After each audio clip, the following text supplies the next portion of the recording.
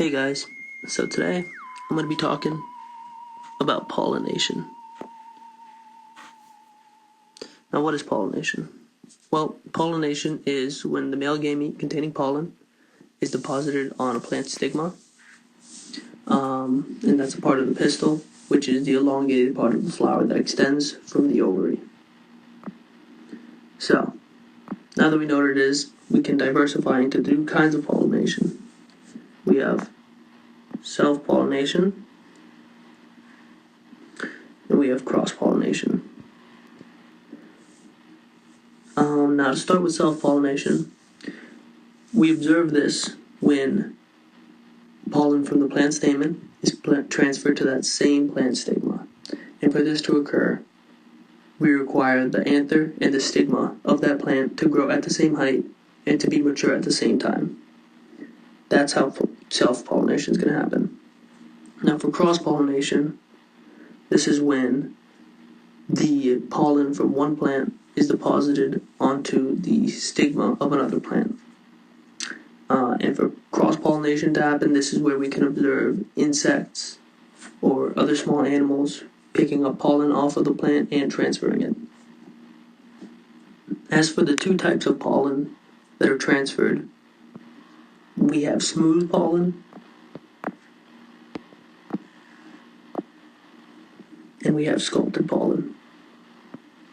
Now, regardless of cross or self-pollination, these two types of pollen can exist on any plants. The difference is that in cross-pollination, we can see insects picking up sculpted pollen, like this bee right here. It can pick up this sculpted pollen, which has hooks and needles and might be sticky, which will allow this bee to transfer this pollen from one plant to another. While smooth pollen, as the name implies, is very smooth, which will allow things like wind and maybe even water to transfer the pollen from one plant to another.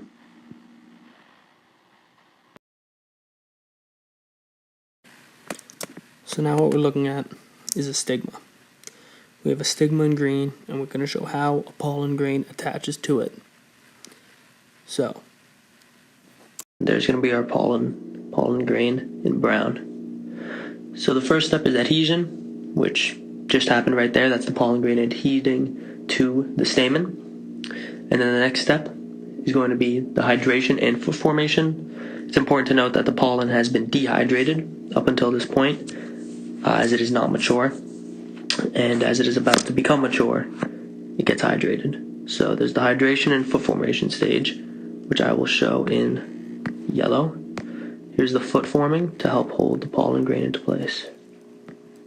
And then this brings us to the third step, which will be pollen tube emergence, once the pollen grain is secure on the stamen. So I will show that in purple. There's the pollen tube emergence, and this goes right into the fourth step, which is just the pollen tube growth towards the style. Now we observe the pollen tube as it reaches the end of the style in its growth towards the ovary.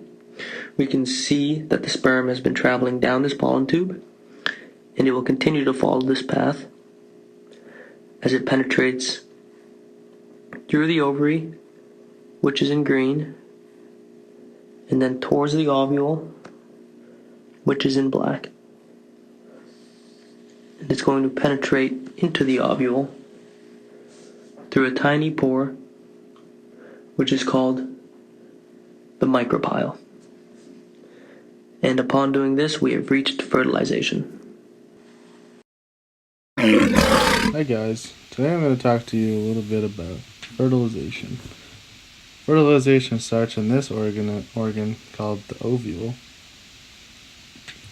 And the ovule is comprised of a couple different parts, including, but not limited to, the parts that you see that are labeled with black lines underneath. Starting from the top, these three cells you see are called antipodal cells. Underneath them is a cell called the central cell.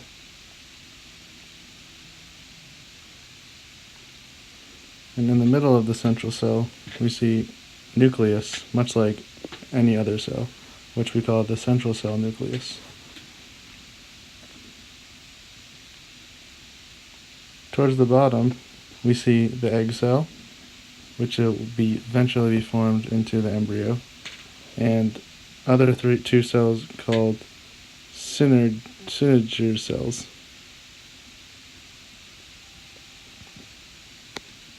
To start fertilization, after the pollen tube has connected to the ovule, two sperm cells, we see shown in red, will travel through the pollen tube and into the ovule, where they will fuse with the synergid cells.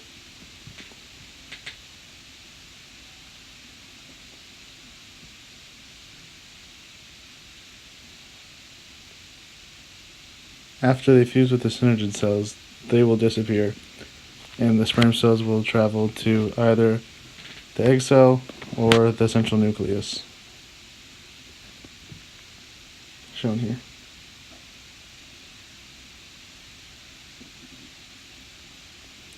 After, the sperm cell that migrated to the central nucleus will eventually develop to become the endosperm of the seed, while the other sperm cell, which fused with the egg cell, will become an embryo.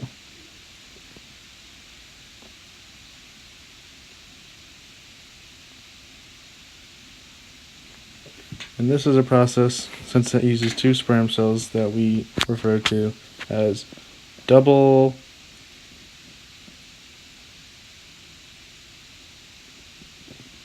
fertilization.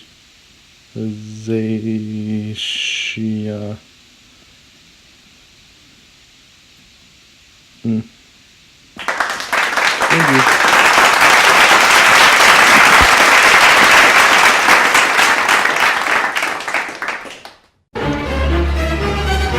After fertilization happens, the seed starts to develop from the oval around the forming embryo. So here is the embryo inside the seed. The ovary is located around the oval or seed that's containing the embryo. Once fertilization has occurred, the ovary starts to differentiate itself into the fruit. Fruits that come from the ovary are known as true fruits, whereas fruits that come from surrounding tissues around the ovary are known as accessory fruits or false fruits.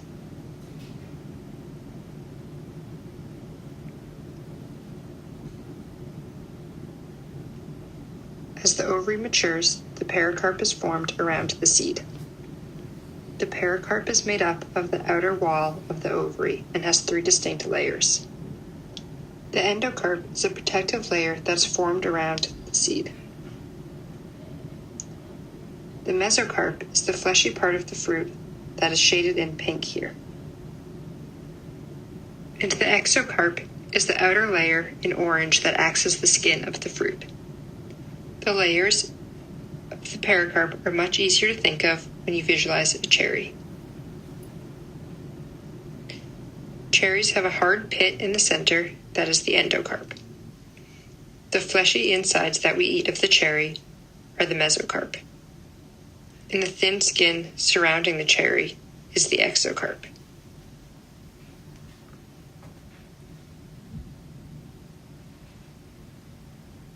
Once again, the endocarp is the pit in the center of the cherry.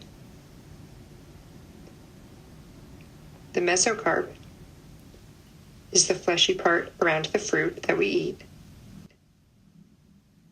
And the exocarp is the skin. Flowers produce fruits for different reasons. One of the main reasons that flowers produce fruits is as a mechanism to carry their seed into the surrounding environments.